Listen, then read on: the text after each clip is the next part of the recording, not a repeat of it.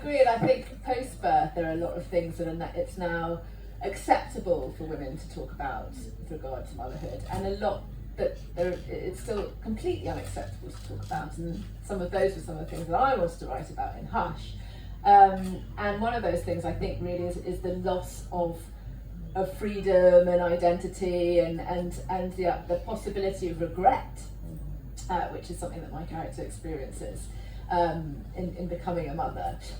But loss is a theme, I think, of all three of our books, and perhaps most obviously yours, Michelle, because your mother experiences, the worst thing possible, which is to lose a child. And when I was reading it, I thought that it was interesting how you pulled that off in a way, because that that's going to happen from the beginning, and that could make for an extremely depressing book. But it doesn't, and I wondered how you balanced that narrative and made sure that it wasn't. Well, that goes back to Alison, because she's not a depressing character, and it's really her character really that created that book.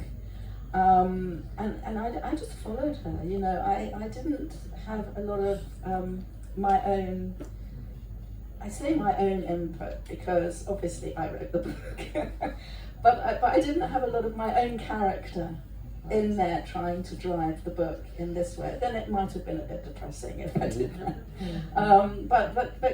But she was such a kind of fighter, and such a she was loss comes with all different emotions. One of them is anger, one of them is depression, one of them, there's all these different emotions that people feel. And she, she's spirited. She doesn't lose her spirit.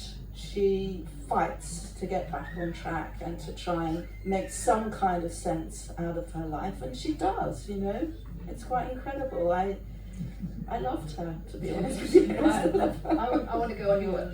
Yeah, it sounds like it's a very Aeolian harp, which is which sounds very pretentious when you mention that kind of literary term. But this idea that this character just speaks to you is just but that's actually what happened. I mean, I'm not making it up. No, I believe you. I minded at times as well. I don't think then sometimes you need a lot of prodding.